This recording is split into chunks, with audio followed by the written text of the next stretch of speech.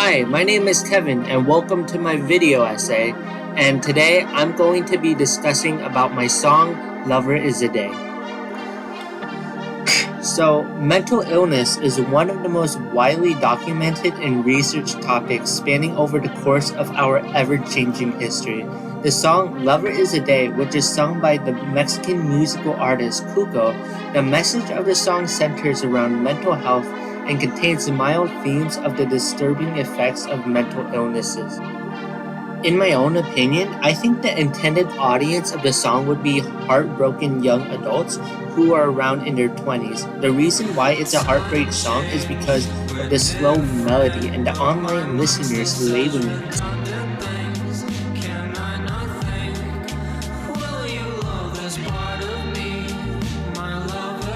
With mental illness as the subject of the essay, we'll be delving deeper into the analysis of the song as well as show the depiction of how mental illnesses can affect relationships and lastly explain how mental health can be easily swayed by outside factors.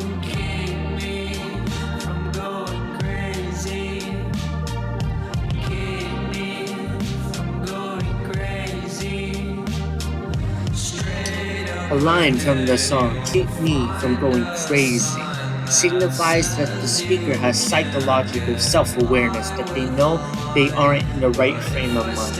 According to MH.gov, which is a reputable website that is based on warning others of mental illnesses and is also sponsored by the government, quote, "The pressure can make the person feel sad and worthless," which fits the lyrics of the song as the artist constantly talks about himself being crazy.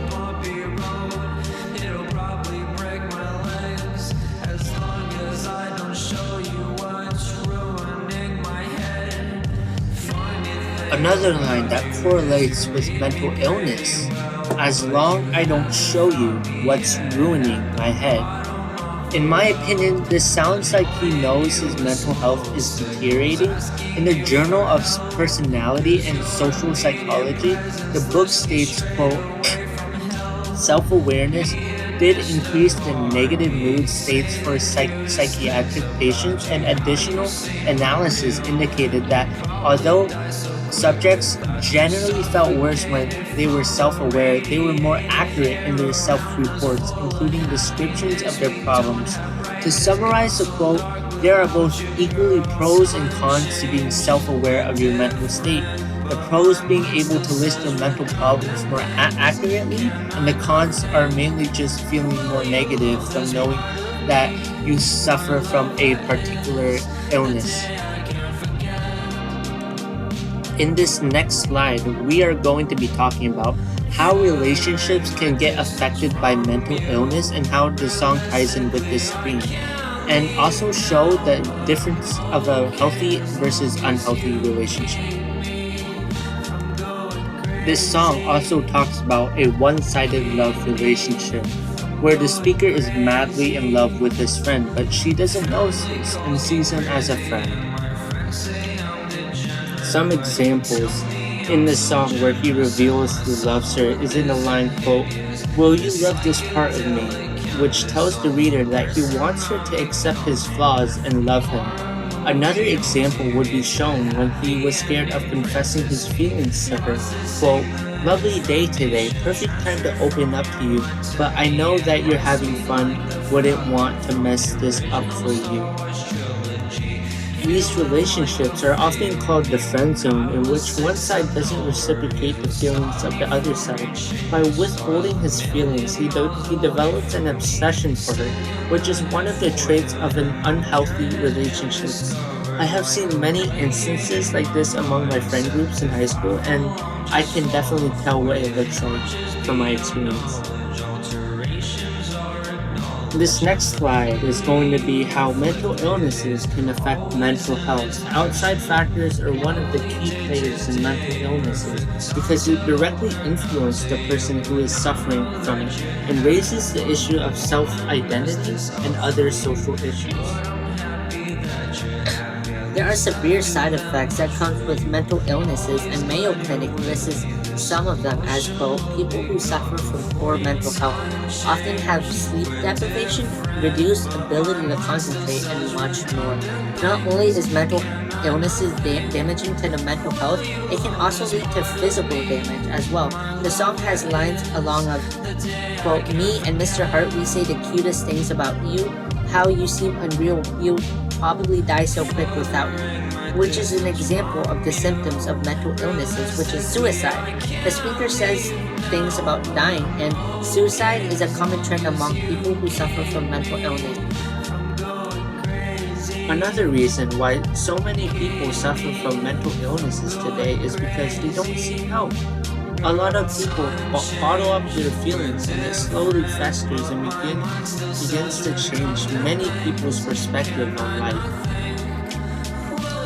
In the song, the speaker doesn't reveal his love nor his mental illness to his friend. This is a problem because, in my perspective, it just seems like he's scared of being judged. Well, most people have knowledge of a particular stereotypes because they develop from and are defined by social characterizations of people with certain conditions. Although broader society has defined these stereotypes, people may not necessarily agree with them.